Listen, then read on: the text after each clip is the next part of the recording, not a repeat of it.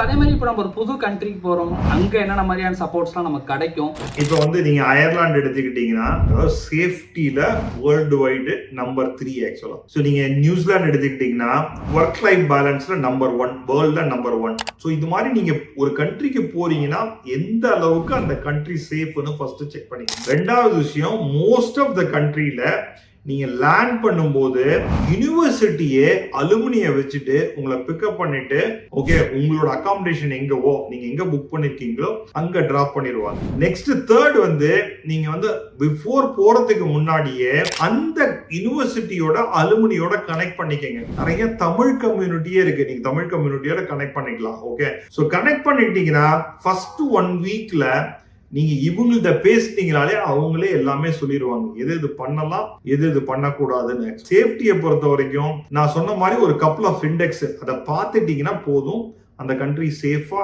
இல்லையாங்கிறது உங்களுக்கே தெரியும்.